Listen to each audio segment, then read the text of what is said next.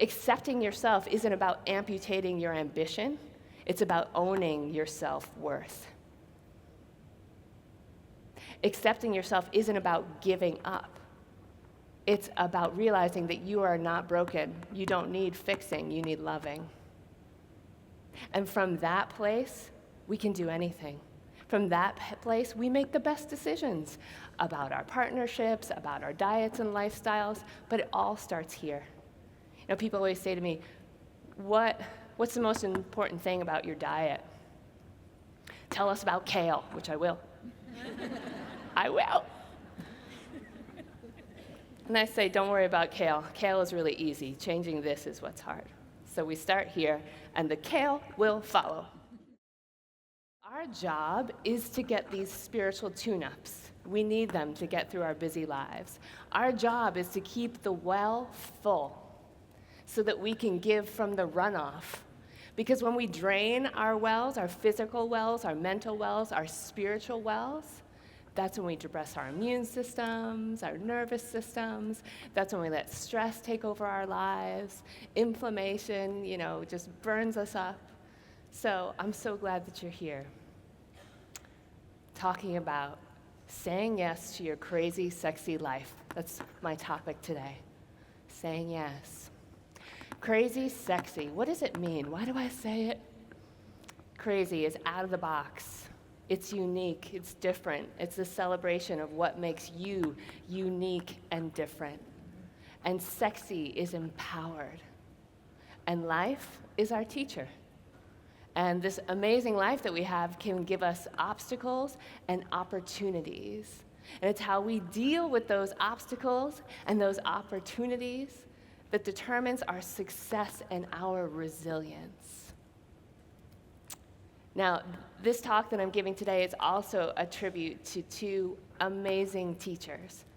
One we all love and we all know, Dr. Wayne Dyer.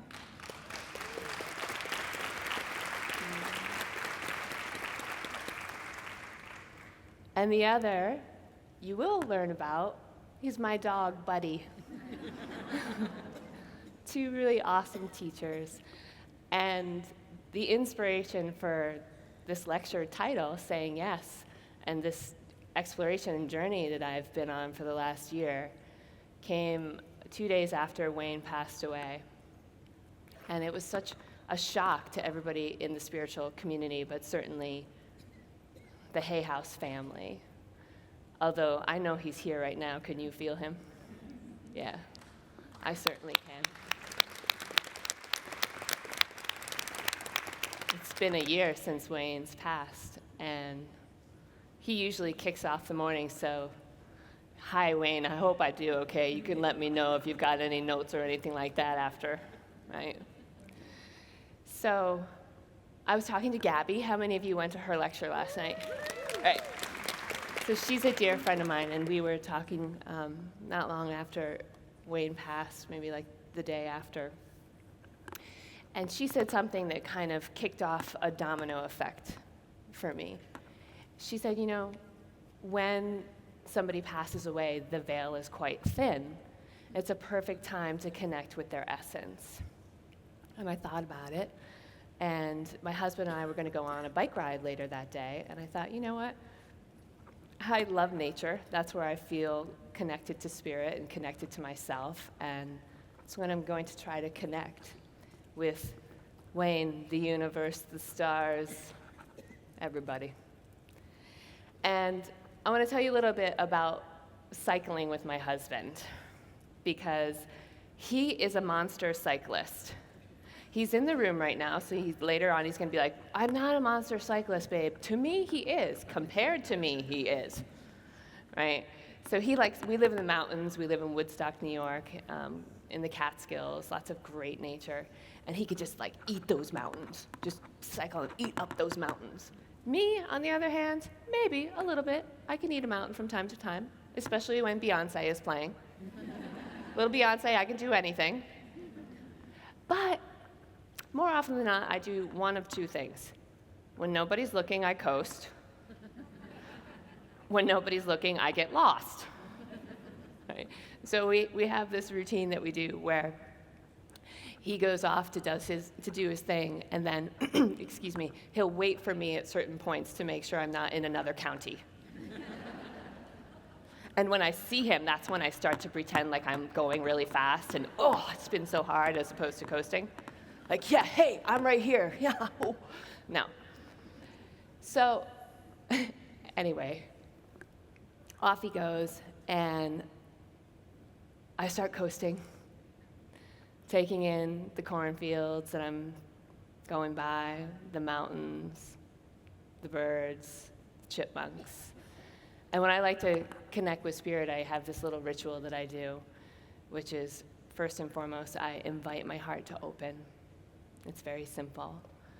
I just invite my heart to open, and then I start expressing gratitude. And the gratitude that I was expressing that day was for everything that I had learned from Wayne, not only reading all of his books and having the amazing opportunity to watch his lectures, but also as a newer Hay House author. I've been with Hay House for about 5 or 6 years now, having the opportunity to go to so many I Can Do It's and watch him so masterfully own this stage and hold the container for this space and guide everybody to their highest potential was just awe-inspiring. And it's very lucky, you're very lucky when you get a chance to see a master like that. And then the last thing I do is pray. So opening your heart, inviting your heart to open, expressing gratitude and prayer. It's like a great way to just connect with your spirit. And my prayer was, I'm ready, I'm open for business, show me the wisdom. And it was shocking what came, and whether it came from Wayne or God or the stars or my grandma or the greatest teacher, me, from within, I heard, say yes to your life, Kris. Say yes to your one great, beautiful, brilliant life. Don't waste it. Don't leave here full of regrets for things that you just were too afraid to do or try or experience. Say yes. Well, I stopped coasting, and I got off the bike, and I immediately started to cry. And I was crying for all the times that I had said yes. So happy tears, saying yes to taking care of myself and learning how to cook and practice self-care, even though on paper I had a so-called terminal disease. Saying yes to me. Saying yes to love during my diagnosis, not knowing what would happen, but saying, I am worthy of love, even though there's some stuff going on in my body. I'm worthy of being with my soulmate. And saying yes to doing scary-ass shit, right? Saying yes to following my dream of being a writer. Prior to cancer, I didn't think I could be a writer. And once I was diagnosed, I realized, you know what? It ain't cancer. It's a pen and a piece of paper. What's so bad? What's so bad? Because we make such a big deal out of things in our mind, right? And when in reality, they're not such a big deal. So I decided to go. So I was saying yes to the things that I had, having pride for the things I had said yes to, but also then reflecting on the moments that I had blocked the yes. So this is important, blocking the yes versus saying no. Blocking the yes is when we get into that thinking that I was just talking about, where we stay small, we stay in our comfort zone, we shrink, we let fear dictate our actions, right? As opposed to saying no, which is quite healthy. We can't be yes Pez dispensers. Yes, I'll do this. Yes, I'll do that. Yes, I'll do this. And then you get burnt out and resentful, right? And you have no time to do what you're doing today, which is filling this spiritual well. I like to say that every no makes space for the perfect yes. So after that, I decided, okay, this is big medicine, as I like to call it. And I'm going to go on a 3-month say yes to your crazy, sexy life challenge. I am open, I am ready, I'm going to stretch myself. I thought I had been stretching myself. Clearly, there's room for more. And I'm planting the seed, and certainly at the end of this lecture, I'm going to remind you that you have this opportunity to create your own little challenge, and I hope you do. But here's what happens when you accept that challenge. Energy starts to move very quickly. Energy moves fast, and all of a sudden, there's these wonderful opportunities and scary opportunities, and life is meeting you, right? So, not long after saying yes, I got invited to this really fancy party. And I will be honest with you, I like sweatpants. I do. These are actually kind of like upscale sweatpants. I searched, and there's elastic here too, just want to show you. Very comfy. Nothing's too tight. So big fancy parties aren't really my thing. And sometimes I can have a little social anxiety, so I'm like, I got great dogs and this awesome husband and this comfy sofa and my sweatpants, who needs it? But then my friend Gabby, back to Gabby, was like, hey, that fancy party, you got invited to that, right? You are going, because I know your hermit ways. You are going to get on a plane and go to this party with me, right? And I was like, you're on that Say Yes to Life challenge you told me about. I'm like, yes, of course I'm going. And I'm sharing this with you. And I don't usually name drop, but this party was at Oprah Winfrey's house in California. Right? Are you going to say no to that? Right. No, I'd rather be in my sweatpants with my dogs. And truth be told, the reason why I said yes, because I've met Oprah a few times, and she is a phenomenal, what do you even call her? Entity. I mean, she's incredible. I wanted to snoop around her house. I mean, who gets this opportunity? I wanted to snoop around her house. My other fantasy life, if I was doing something else or if this all fails at some point, real estate and home design. Okay? So if you ever need me and I change careers, please reach out. But so I wanted to snoop around her house. I wanted to check out her living room, and I really wanted to see if I could get into her bedroom. Get into her closet, look at all of Oprah's clothes, and I imagine that she has large feet like me. So maybe I could try on her shoes, and we could do little swapsies. Maybe I could find her makeup bag and be like, oh my God, that's my favorite mascara too. We're just alike. None of that happened. What a shock. None of that happened. People keep their eye on people like me, like security, because I have that wild, kinky look in the eye, I'm gonna break through. So none of that happened. It was in a very beautiful tent with upscale porta potties, so didn't even get close. Didn't see the mascara. But here's what did happen. I met one of my favorite teachers, Mark Nepo. He wrote this book called The Book of Awakening, and if you don't have it, it's a wonderful daily guide to filling your spiritual well. It's so beautiful. And we had been corresponding for a little while because we were on the same Super Soul Sunday episode. And he said, Kris, I'm teaching in your neighborhood next weekend. Why don't you come? I thought, I have laundry to do. I have bills to pay. I have groceries to buy.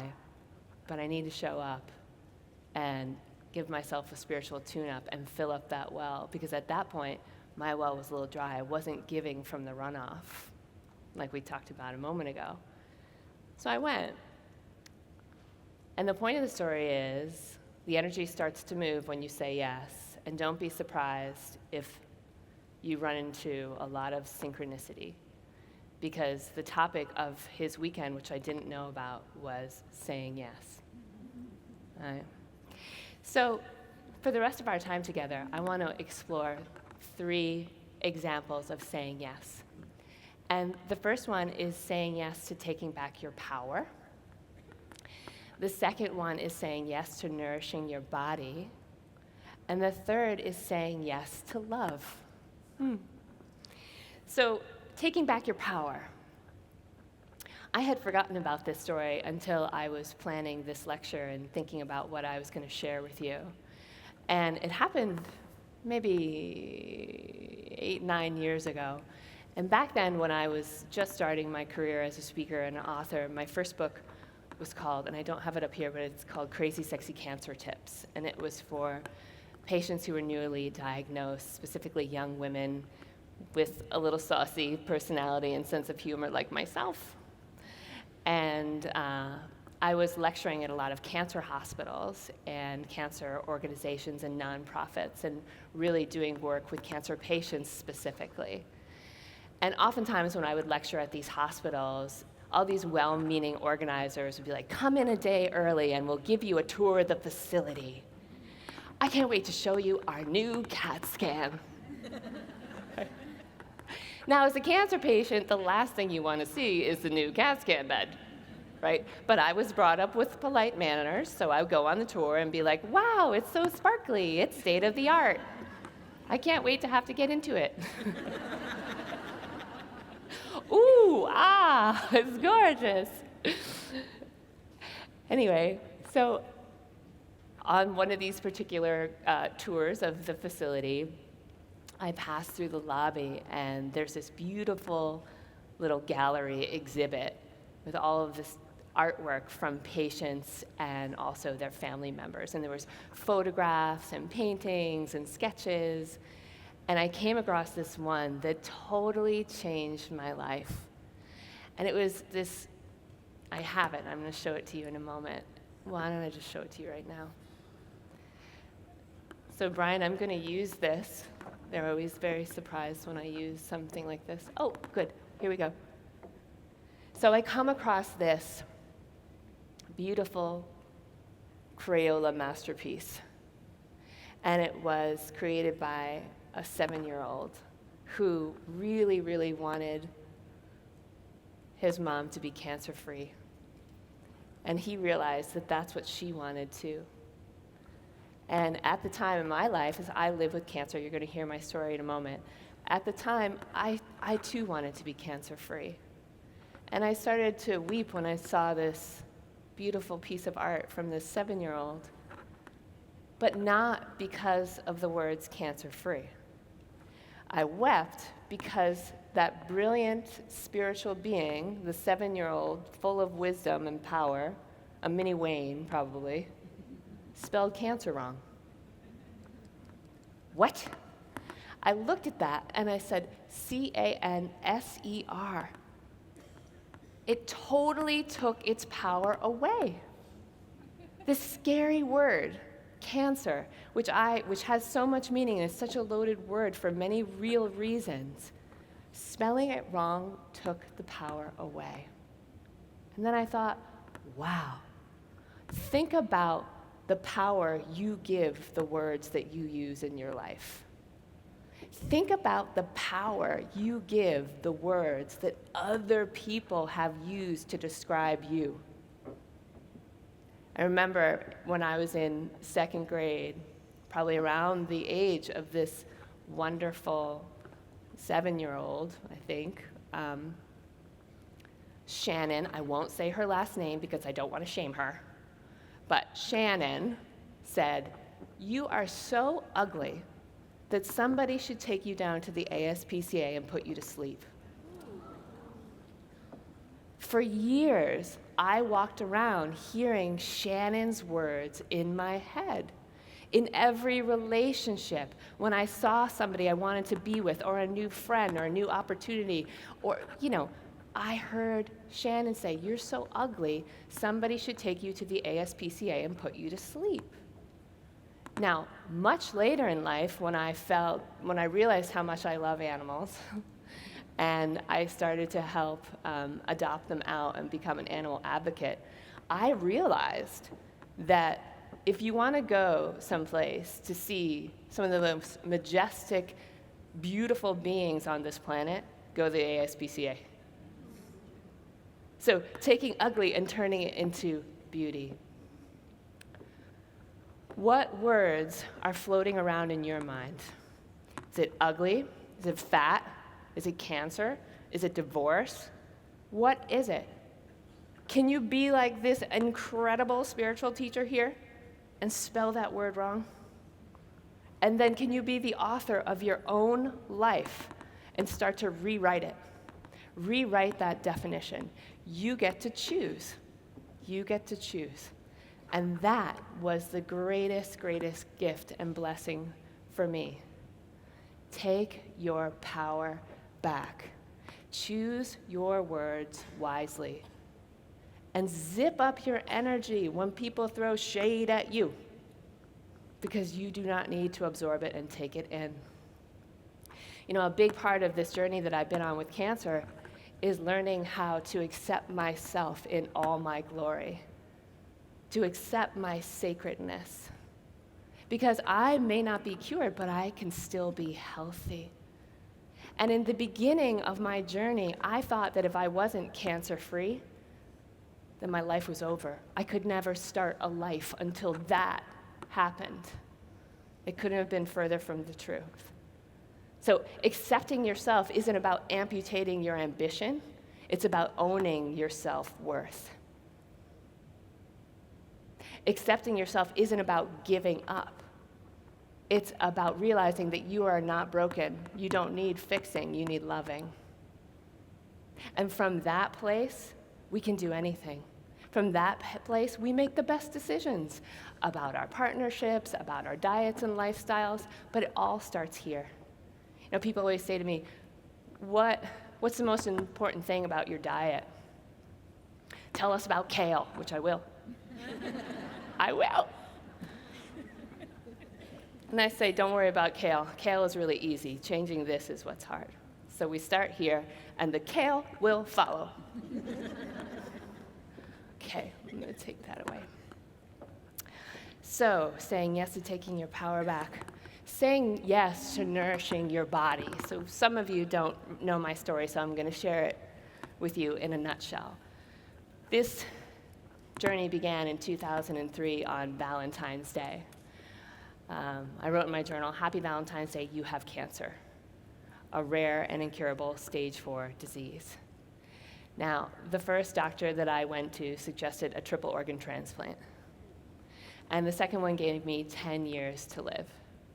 And that's when I decided to become the CEO of my own life, the lady boss. I would hire, I would fire, I would find the best team for my new company, Save My Ass Technologies Incorporated. And that team was going to consist of an oncologist who knew the most about my disease, but also other practitioners, integrative functional medicine practitioners who could help my entire system, not just focus on the tumors. And that's one of the things that I recommend to every patient and everybody who's interested in feeling better, because we all have something. We all have our crazy, sexy fill in the blank. It might not be cancer for you, but there's something going on. Maybe your energy is low, or you're dealing with an autoimmune issue, depression, anxiety.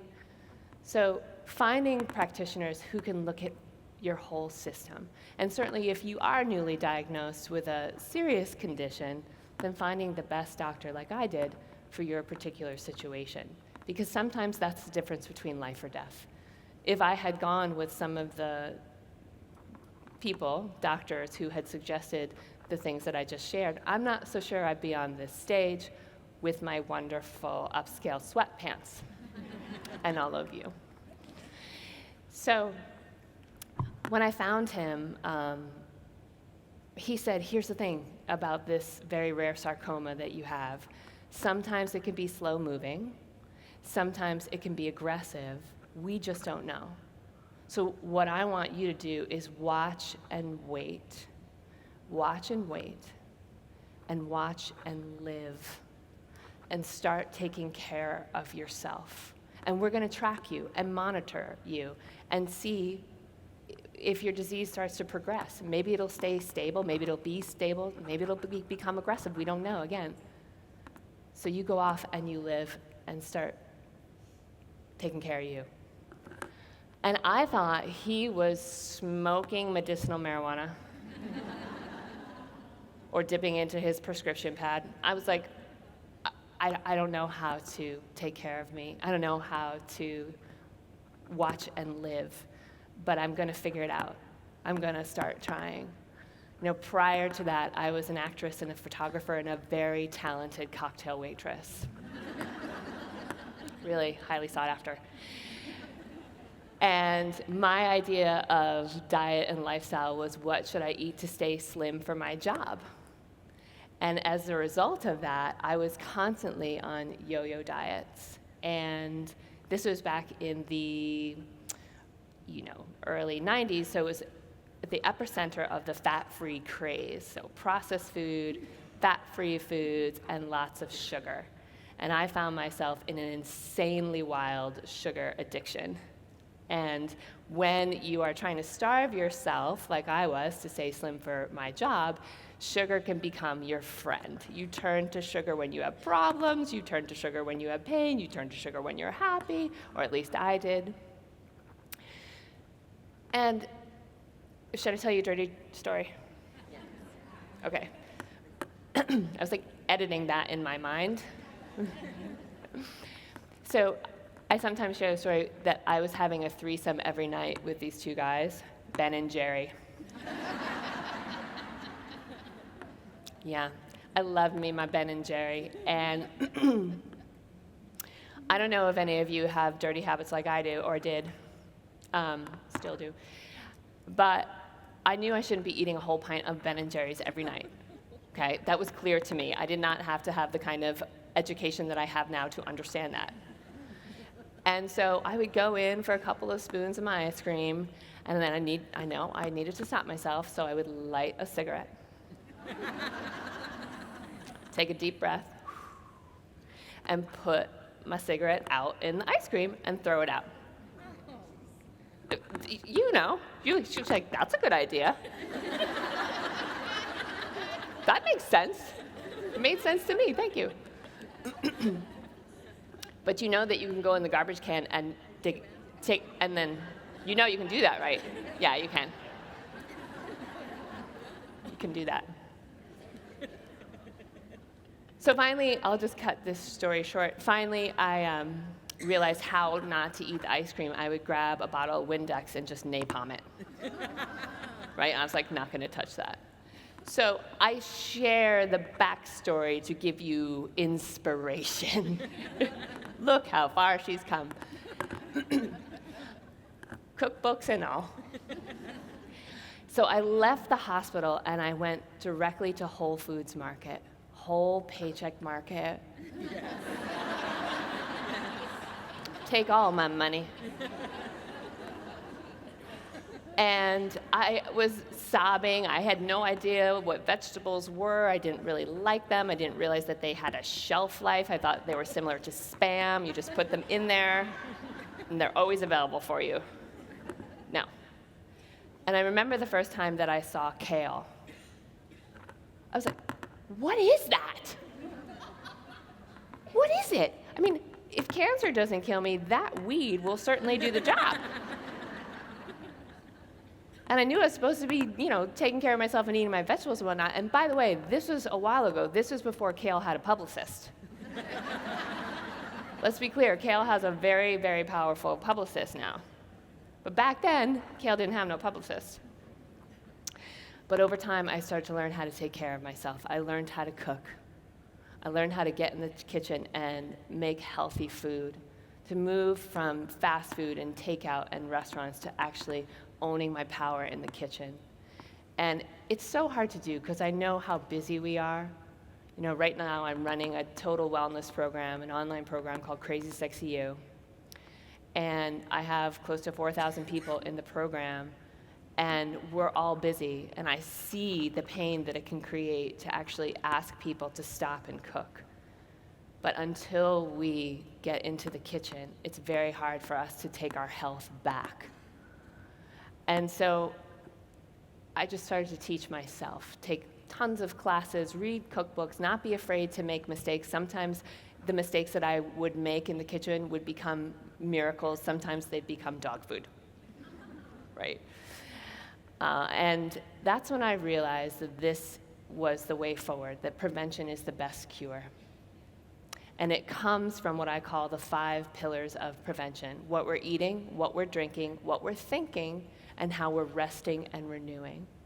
So eating, drinking, thinking, resting, and renewing. I was my own guinea pig at that point, but I was doing so much research on the best diets and lifestyles for longevity.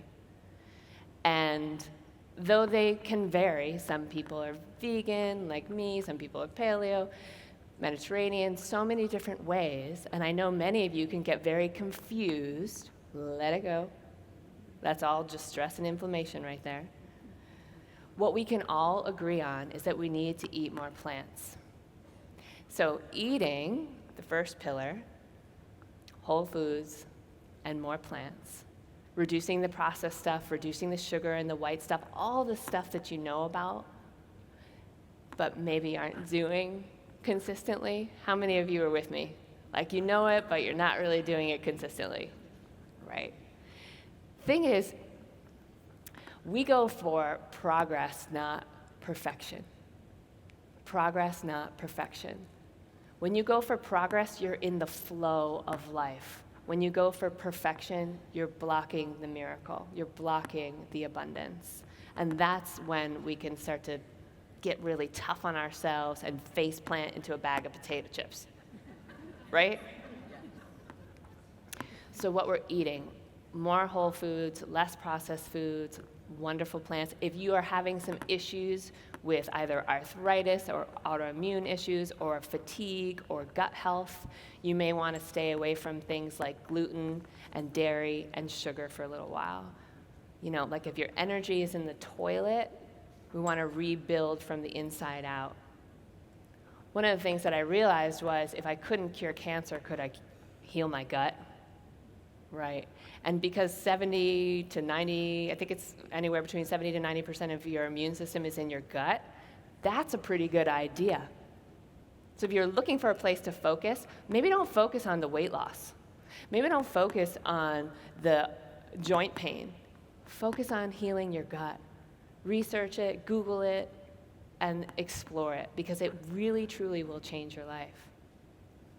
So what we're drinking, this is so obvious, but I was so shocked. I don't know if any of you read this in the New York Times. There was many different papers the other day. There was this new study that came out, and it talked about how the sugar industry had basically lied and paid these 2 Harvard researchers to rig the system and throw fat under the bus as the leading cause of heart disease, diabetes, and all of that jazz. And basically it was saying that really the only problem with sugar is potentially tooth decay. Really? No. So when I think about what we're drinking, this is very basic stuff, and I'm sorry if it's boring, but I just want you guys to feel really good. Can we move away from the fake stuff? Can we move away from big industry? Coca-Cola doesn't have your best interest in mind. I'm telling you, it's true. They're not out for you. They're out for them. So, something that you might like to consider is water. It's so simple. It's so basic, but are you drinking enough of it? I'm a big fan of juicing. There's a book all about it right here. And I think it's one of the best ways for us to get all of our vital nutrients in a snap, or making healthy smoothies. So can you start to think about how you could incorporate that into your life on a more regular basis, either juicing or blending? You'll be getting all of your nutrients, enzymes, vitamins, minerals, antioxidants, phytochemicals in a glass, drinking your way to health, literally. If you want to learn more about this stuff, Crazy Sexy Diet, Crazy Sexy Juice, I have so many recipes in Crazy Sexy Kitchen, and I would love to be your friend in the kitchen as you go on this say yes to cooking journey, maybe. What you're eating, drinking, thinking. We talked about that, the thinking piece a bit, right? Especially when I shared that beautiful, beautiful Crayola art with you. This is the piece that needs to change before anything else can. And that's why you're here for this spiritual tune-up. And it doesn't take much, but it does take some effort. So resting and renewing. Are you getting enough sleep? I didn't last night. I'm so glad that I'm still lucid on this stage. Are you getting enough sleep? But not only that, are you giving yourself breaks throughout the day? How many of you are working really, really intense jobs? And you're at your computer multiple times per day? Or you're there the whole time? How many of you? Raise your hand so I can really see them. 8 hours a day at your computer, 6 hours a day at your computer, right? So a good portion of this audience. I remember when Chris Northrup said, sitting is the new smoking. And I was blown away. And more research is coming out that shares that even though you might be exercising, the amount of time that you're sitting is actually counterproductive to that exercise. You're still in harm's way. We are still in harm's way for greater risk of heart disease and cancer, all of the big killers. So I mentioned this because it's such a simple thing that we can do, but literally just get up. Get up from your computer. Stand up for your health multiple times per day. How many of you are willing to do that with me? All of you, please, everybody. Yes. Oh, and standing up too. Thank you. Awesome. Hey, let's do it. A couple leaders. That's all it takes. Standing up for your health. How about we do a little stretch?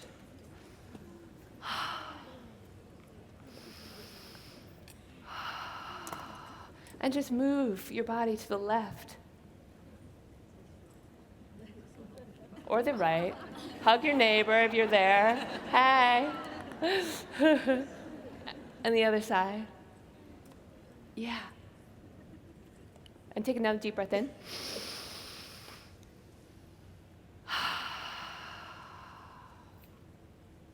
Thank you. Thank you for standing up.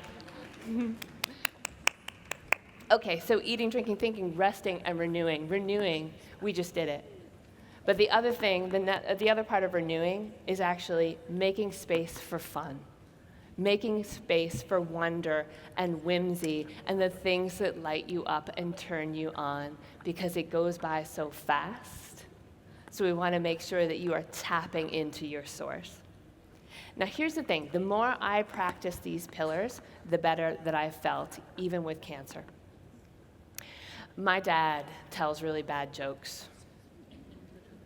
Do you have parents that do this? Right. But there's this joke that he told me a while ago, and I actually Googled it, and apparently it's a very popular joke in many different languages and many different spiritual practices. But it's about this guy named Saul. And Saul was praying to win the lottery. He wanted to win the lottery so badly, so every day he prayed to God, God, I really want to win the lottery. You know, I'm a good guy. I pray all the time. I'm wondering, could you help me win the lottery? No lottery winning. God, hey, it's me again. I'm just curious. I'd really love to win the lottery. Could you help me out? Still, no money. God, seriously, I don't know. Are you just not listening to me? I'm telling you, I'm a good guy. I'm a pious guy. I'd really love to win the lottery. And one day, God's booming voice came and said, Saul, do me a favor. Meet me halfway. Buy a ticket. Dude.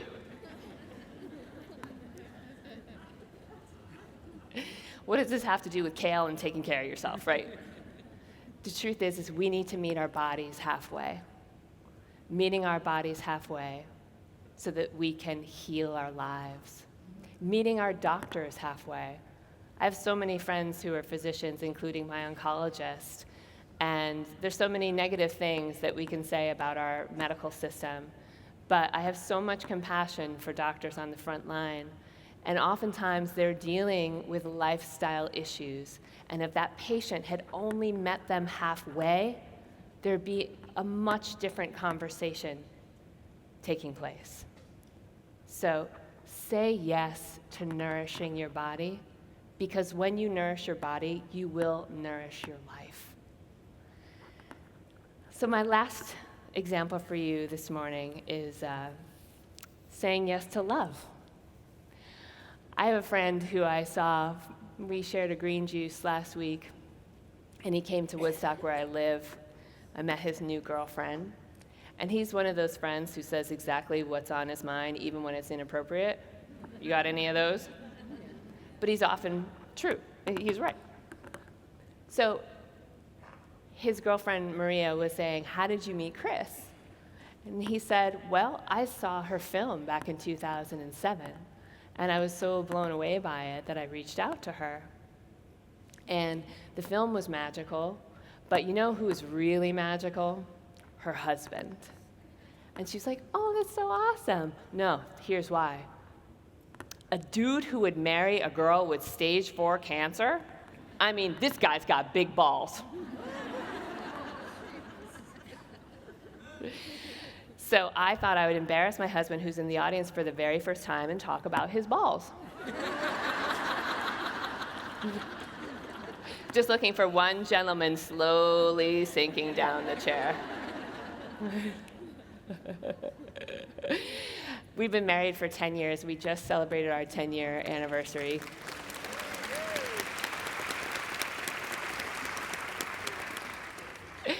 And he has fantastic balls, and honey, I hope we have many decades more. But I bring it up because sometimes love presents itself in ways that you're not expecting. We have this perception of how love should be. Love for ourselves, love for our jobs, love for others. And I don't know about you ladies, but there was a time when I had a piece of paper with the description of the perfect guy on it. And he was fit, and he wasn't balding, and he didn't have a tummy, and he was talented, and he made a lot of money, and he was caring, and he was kind, and he was soft, and he would stroke my hair, and he cried. He was sensitive, but strong, a victor. Like, what? This poor man that I was looking for. And it's not to say that we shouldn't put what we want out there, but what I have realized on this journey, because cancer really did crack me open in every possible way, is that love is all around us, and the miracles are all around us. There's rivers of abundance that we can dip into every single moment.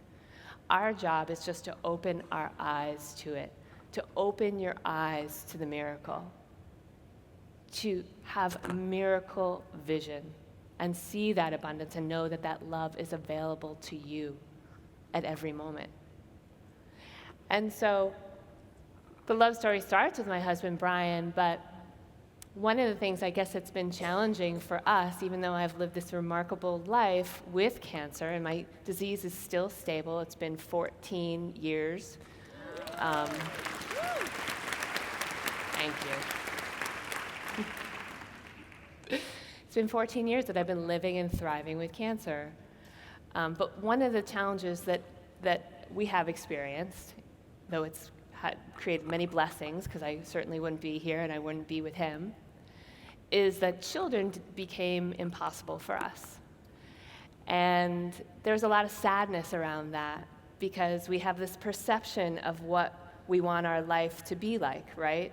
We want the guy or the gal and the kids and the job or whatever it is. And when it doesn't shake out that exact way, you can feel like a failure. Again, rivers of abundance, look for the, create the miracle vision. And around that time, we were processing the fact that we wouldn't be parents. And I love dogs. How many of you love dogs? Dog lovers? Cat lovers too? Cat lovers like, how come you didn't talk about cats?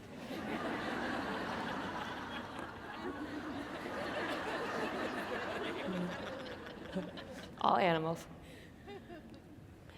So I thought, well, you know what?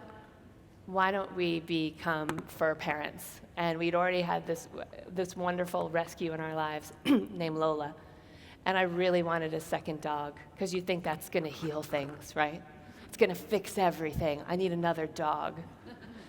And I was begging for this dog. I, at the time, was traveling a lot, so the responsibility of another dog was falling on my husband. So he kept saying, you know what, now isn't the time. But I'm very persistent and somewhat annoying, I'll be honest. So I'd be like, now's not the time? What about now? What about in this moment? Be in the moment. I'm in the moment. I want a dog. How about now? Wearing him down, just wearing him down. And one day we were going on a hike on this mountain that we love near our home. And I said, how about now? And he's like, you know what? Yeah, let's do it. Let's get a dog. And of course I'm like, oh my God, my prayers are answered. Life is gonna be great. Right. How many of you are like me? Or am I just the only lunatic up here? Okay. So we're walking up the mountain, and I'm really laying it on. I'm so excited. And can we go to the SPCA afterwards, where all the beautiful beings are? Yeah, let's go. And we get to the top, and I see this. Hi.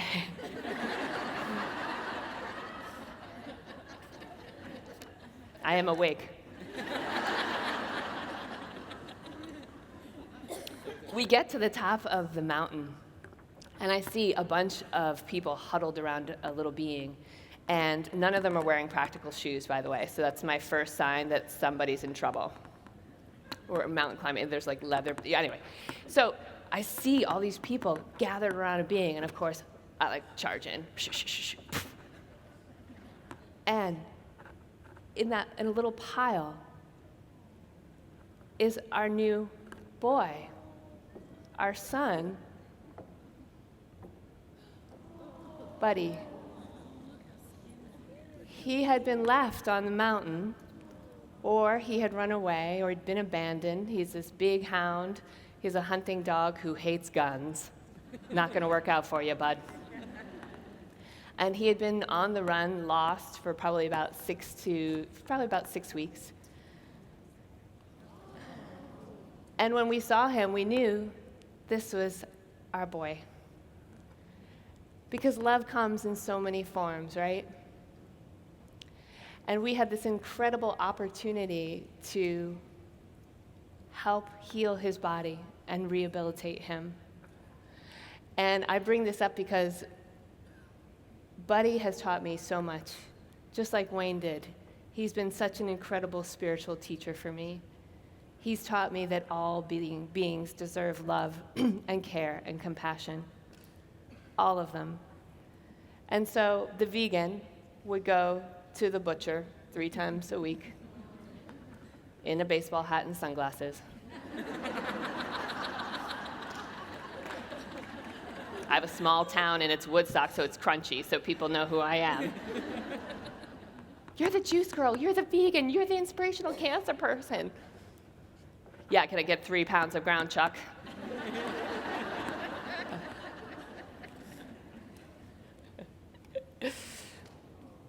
And the vet said that he probably only had about 3 or 4 days to live when we found him. And I thought, wow, talk about the say yes to your life adventure, the synchronicities. And when you ask for love, it sure does come. It may not come in the form you want it to come in, but it comes. So, took him in, gave him lots of love. There's his affirmation blanket from Sark. Because affirmations are necessary. Right? It's story time. It happens every night. Come on over.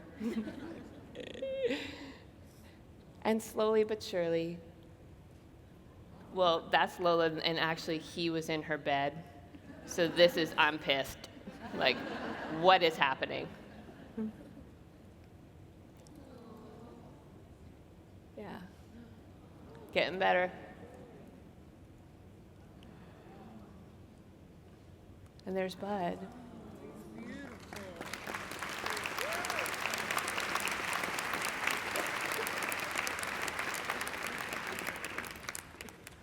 When I wanted to be cancer-free, I had to really make peace with the fact that I wouldn't be able to have a bow wrapped around my life.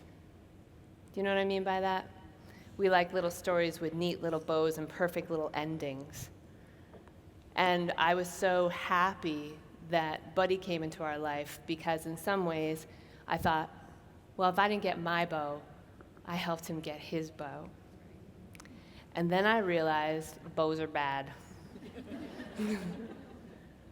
Because sometimes they don't work out. But life is still gorgeous and messy and brilliant. And being with what is and being present is more important than the bow. So not long after this picture, Buddy started to become symptomatic. And we took him to a neurologist, and he was diagnosed with ALS. So for the last few years, we have been taking care of him, and he is in his final days now. I'm not going to do that. Which is why I wanted to tell this story about two teachers who meant so much to me. Wayne and Buddy, though Buddy is still with us. And that's him and me in his wheelie cart. And I want to thank you so much for letting me tell you this story and letting me share with you how important it is for me to extend compassion to all beings. You know, I have this opportunity on this stage to talk about spirituality, to talk about health and wellness, to talk about the things that matter, not only to you, but to me. So the thing I will say before I wrap the Buddy story is, adopt, don't shop.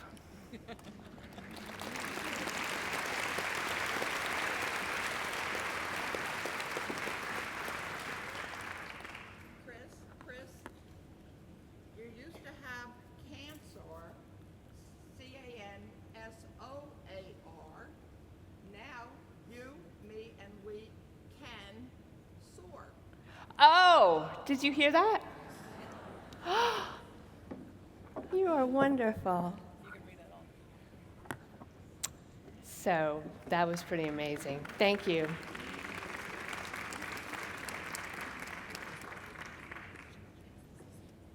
From cancer, right, to you and me, and we can soar.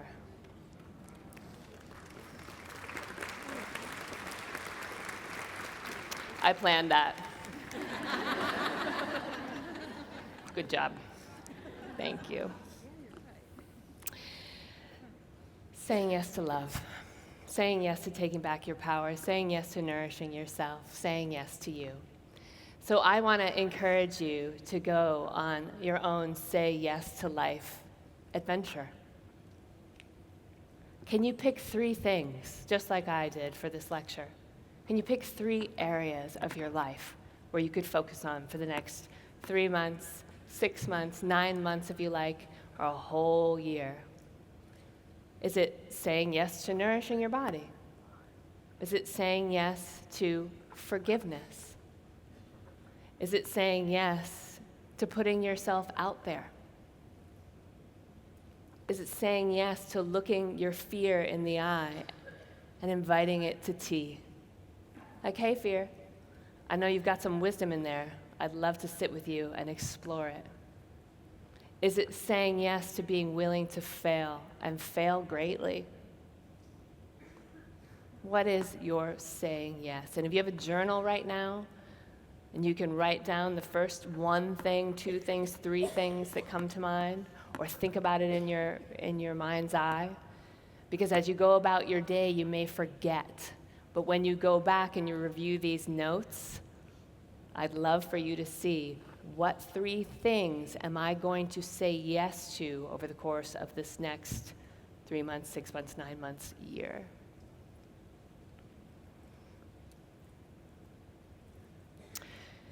May you be happy. May you be healthy. May you be peaceful. May you stand in your power.